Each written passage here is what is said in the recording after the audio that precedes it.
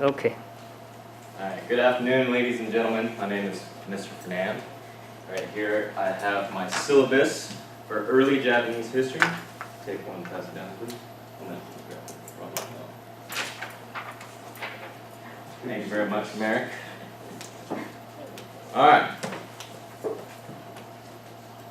So just to go on over a brief overview of the syllabus real quick. In our course description of this class, we will be talking about early Japanese history up to the 1900s. Course outcomes, of course, is I hope to reveal some of Japanese history to you that interests me greatly, kind of reveals some misconceptions and everything like that, give you a basic understanding. We have, of course, attendance, outcomes, grades, you can all see that. And we also have book reviews.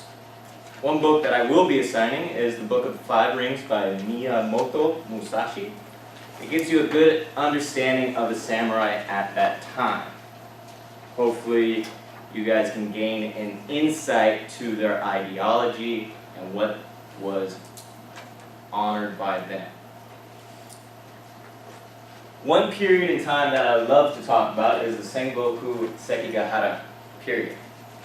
Sengoku is the age of the warring states within Japan. This is the time frame where we really get the idea of samurai warriors, ninjas, warrior monks, and the three great unifiers of Japan, Oda Nobunaga, Toyotomi Hideyoshi, and Tokugawa Ieyasu. Now, to begin this era, of course, we see that the dates are around 1467, Sengoku, also known as the Warring State period. This is the beginning of the feudal system. We see a rise and fall of the Ashikaga shogunate, rise of the warrior caste, three great unifiers, and the complete unification of Japan, and the rise of the Tokugawa shogunate, which would last for roughly 250 years. Now, we have to look back just a little bit to understand how Japan got to this point within its history. We see a 10th century movement of privatization of land beginning to replace institutions of central rule. So what that means is the emperor himself was delegating to higher lords to oversee portions within the land to be able to control and rule it. But while doing so, these men started to gain power as well as revenue and resources to thus challenge his rule. But they would never challenge the emperor outright, for he is descended from a god. But with the military backing that they had, as well as all the resources, they could be able to control through marriage alliances as well as through the background on what they wanted to have passed. So they had a greater say in it. It's almost like saying they were doing it for the emperor type of thing.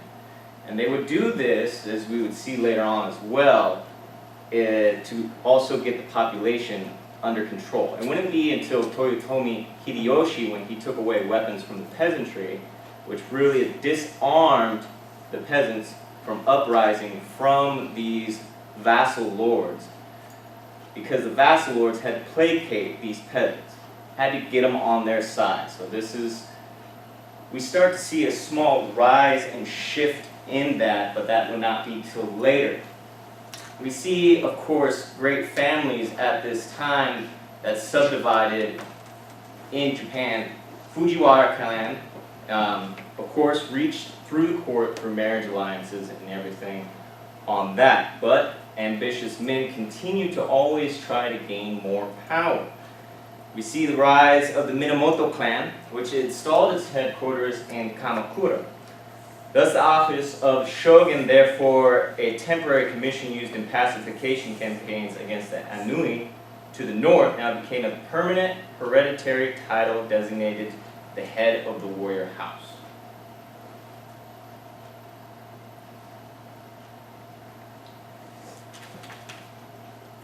Now, of course, Minamoto shoguns from the Tokugawa were claimed, or Tokugawa claimed, this is later on, apologize, that they had descendants from the Minamoto clan era.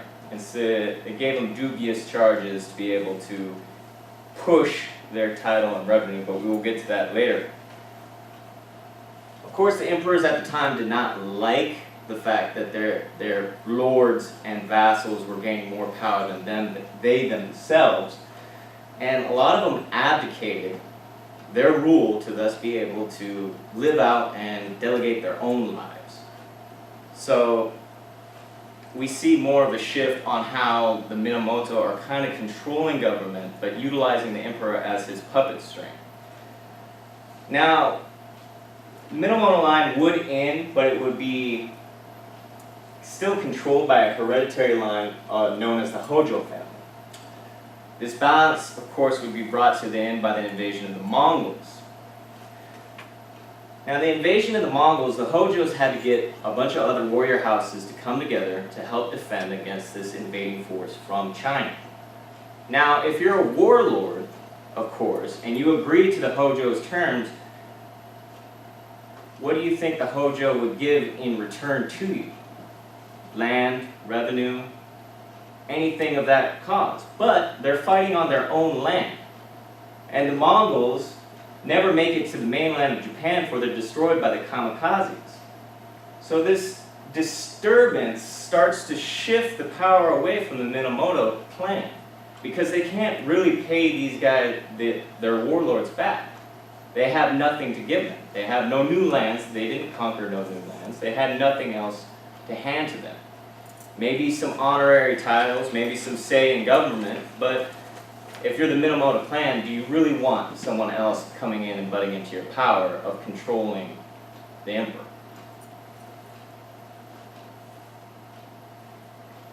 The emperor, of course, still wanting to abdicate for his own life and rule by 1333, would use this dissatisfaction to thus bring a rise to bring down the Kamakura shogunate. Thus, we see a shift in the second shogunal line, the Ashikaga shogunate, which established its headquarters in the imperial capital of Kyoto.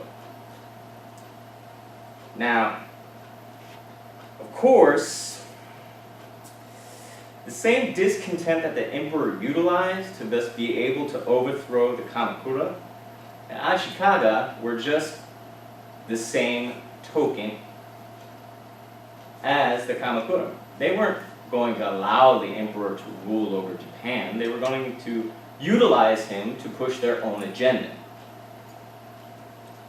This discontent of utilizing warlords and everything would bring about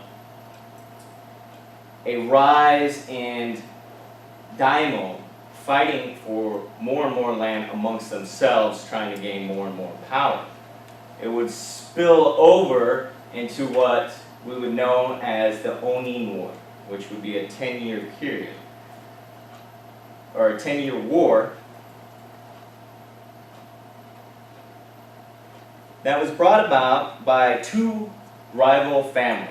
They were the two biggest Japanese families within the time, and they had within a plan where they would share power amongst one another. Of course, that would come all to an end with the Onin War, and literally this war destroyed both warlords' households.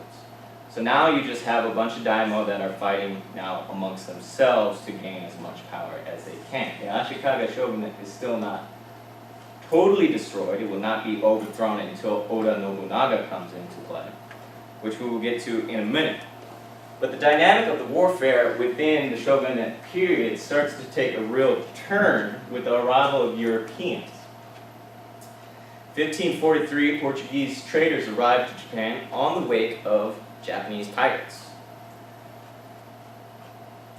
Oda Nobunaga would utilize these weapons to help extend his realm and power. He really understood, when we get to the basis of this warlord and generalissimo,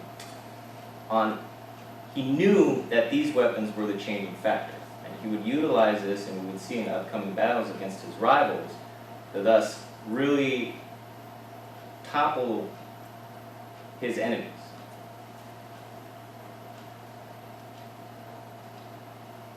But of course, as well as with anything, we also need to understand the economic change of the times. The shonin, where it states granted to powerful families or temples, waned in the 11th and 12th century, but they steadily became more free from outside interference. This, of course, is a delusion, or like a disintegration of the central power, as what was leading up to the Oni Wars in every Ashikaga shogunate, as well as the Kamakura shogunate.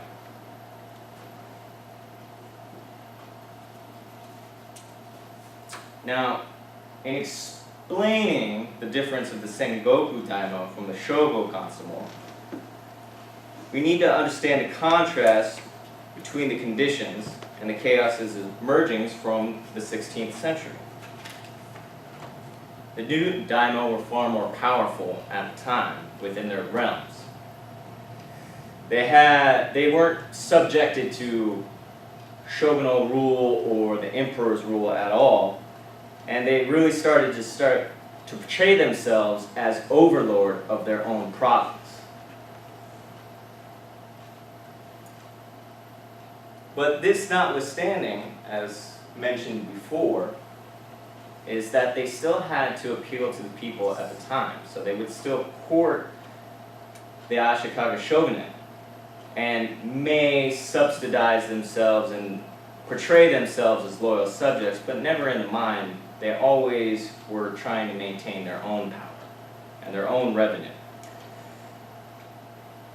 As more and more the collapse of the landholding tax exempt status of the shogun proprietors enjoyed for centuries led to new systems of household registration and implement of land and resources.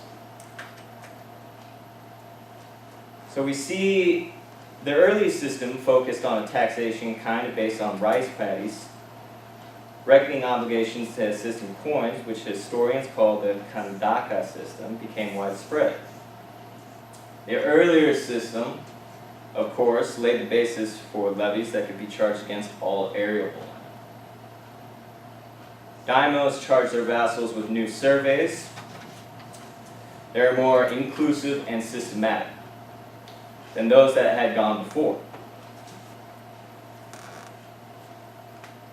Now, the cadastral survey made possible heavier exactions on the countryside, which in turn many daimyo established tariff stations in new market towns and did their best to exploit commercial networks that led to vassal competitor markets. So we see Japan is moving towards a more feudal type rule and caste system, where you have the daimyo on top, you have samurai who are in charge of the land, and then you also have the peasants, the merchants, the craftsmen, and at the lower bottom, the outcasts of the family, or of the social hierarchy.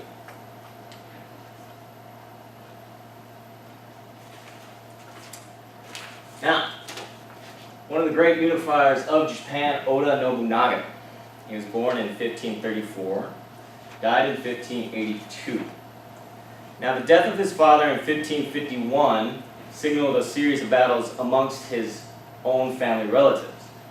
Now, Oda Nobunaga, being a great warlord and samurai that he is, had no problems with killing off his family, especially his younger brother, and all competitors within his own realm.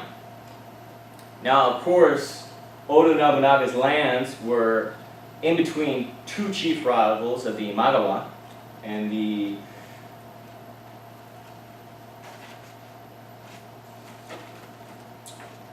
Matsudara, I believe. One, apologize for that. My Japanese is off.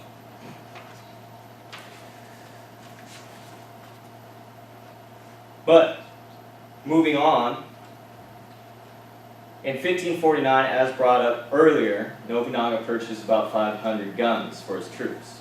He understood that European weapons as well as black powders would be a game changer in the upcoming battles. The Battle of Okazama, where he defeated Imagawa Yoshimoto. Now this battle, of course, he was greatly outnumbered, almost 10 to 1 in his troops, and many of his generals suggested a defensive position, but Oda Nobunaga, being the high samurai that he is, thought it better to face death in attacking than in defense, for he understood that defense would only buy him a few more days before Imagawa forces would surround his last bastion town, and he would have to surrender in dishonor and commit seppuku. Luckily for him, though, is that he understood the layouts of the land, for they were in his own hometown. So he moved through the forest undetected, and he arrived upon the Imagawa's forces celebrating within the valley and partying at the time of their earlier successes. And he attacked as soon as the rains that were hiding his forces ended, and he was able to take Imagawa Yoshimoto's head, as well as dispersing the Imagawa's forces. Now the Imagawa's forces at the time, a great family and warrior lord clan, sent everything that they could through Oda's lands at the time to propel them to Kyoto, to thus obtain the title of shogun. After this defeat, though, he would gain probably one of his greatest supporters, which would be Tokugawa Ieyasu, which we will come to in time. Now, another great turning point, which granted him great recognition, would be the Battle of Nagashino. Now, Oda Nobunaga's men of 40,000, with 3,000 of them armed, were face-off against the Takeda's cavalry at the time. The Takeda were great cavalry tacticians within Japan. Takeda Shingen, the head of the Takeda clan at that time, was credited with giving Japan what Japan knows as the cavalry charge. Takeda Shingen, of course, would die, and his son would take his place, who was more hot-headed and not as battle-experienced as his father. Now, at the Battle of Nagashino, he was outnumbered quite significantly by Nobunaga's forces, but he still had the famous Takeda cavalry. He would send that cavalry against Oda Nobunaga's well-fortified arboresque infantry groups who were behind palisade. They would fire volley after volley, thus destroying the Takeda cavalry charge, and thus ending Takeda rule, bringing more lands within Oda Nobunaga's realm. Of course, Oda Nobunaga was not a great guy, unfortunately, with most of these great unifiers of Japan. And one fellow historian, George Sampson, summed him up as a cruel and callous brute. What gained him that experience was his particular vile struggle against Buddhist sectarians. Now, these are Buddhist monks who are actually Buddhist warriors within Japan. They kind of were mercenaries. Samurai understood that they were controlled within the realm, and if you try to go into one land, you're invading. So they would have to fight armies upon armies. But of course, these warrior monks were more or less like mercenaries that could go wherever they pleased in ways. Now, of course, Oda Nobunaga did not like these guys because they sold their services to his chief rivals. So in 1574, at the Mount Ise, which is a temple complex, they decided at the base of it to surround it, light a fire, let the fire run up the course of the mountain, and as women and children fled from the temple complex, Oda Nobunaga's forces were ordered to kill everyone. Women, children, men, whoever came down. And it is roughly believed 20,000 died in that assault alone. Of course, 1568, Nobunaga would march on Kyoto, and he ousted Ashikaga Yoshiaki, who was the 15th and last Ashikaga shogunate.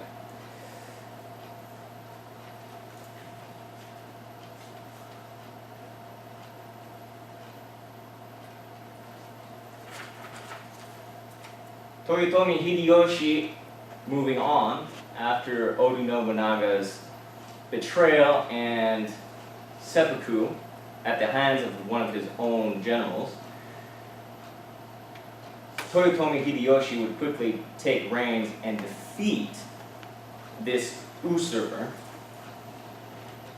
and claim great respect for doing so. Now, Toyotomi Hideyoshi is a complex character in the fact that we have to understand that this man was not from samurai class. He was from peasant class. He was literally Oda Nobunaga's sandal bearer for almost the time, rising within the ranks through his exploits in Greece before being granted a lordship by Nobunaga himself. This too would kind of hinder him, as when he would take over for Oda Nobunaga's sudden betrayal and death, as the emperor would not grant him the title of shogun because he's not from a samurai family.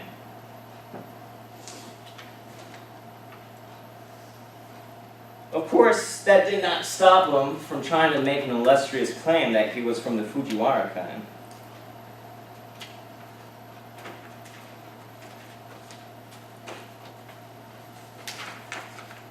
But everybody knew that was dubious charges in themselves. Now, Toyotomi Hideyoshi would come to blows with Tokugawa Ieyasu, one of Nobunaga's greatest vassal lords. They would realize and understand amongst themselves that they would just bleed themselves dry. So in order to refrain from doing that, they decided to come to terms and come to an agreement.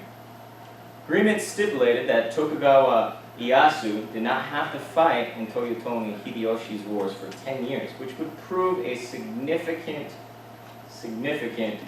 understanding as well as a great advantage to him when we come later to Toyotomi Hideyoshi's failed attempts at trying to invade Korea.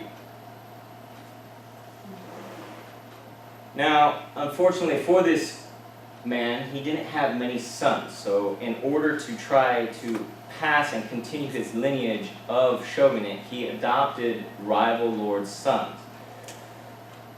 He even took Tokugawa Ieyasu's second son as one of his own, in the hopes of continuing his line once he died. Now, late in his life, he would have a son named Hideyori. Now, when he did have this son, Hideyori, he unfortunately had to go and execute his nephew, Hidetsugu, and his whole household.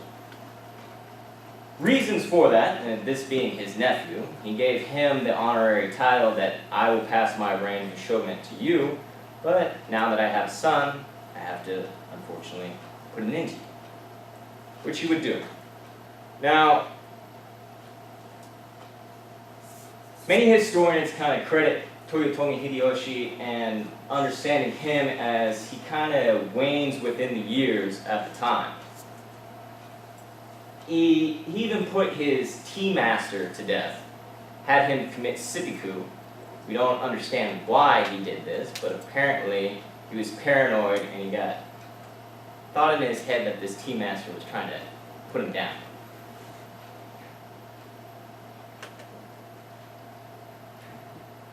Before moving off to Korea, they successfully besieged Odawara, Toyotomi Hideyoshi, and Tokugawa Ieyasu. Toyotomi Hideyoshi would reward the area of Kanto to Tokugawa Ieyasu. With Japan united, and with all these warlords, of course, and all these warriors that are trained with nothing but else to fight, he had to find somewhere else to go, and somewhere else to invade. Now, where else would you go? If you're Japan, your closest neighbors, right? Well, their invasion was pointed at China, but as far as they got to was in Korea. That's as far as they went. Now,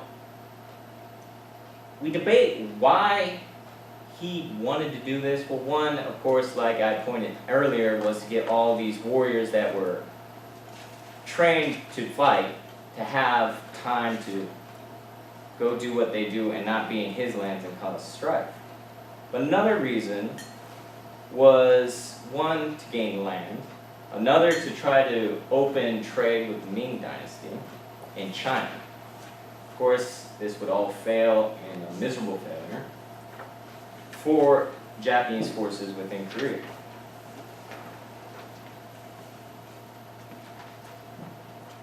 An understanding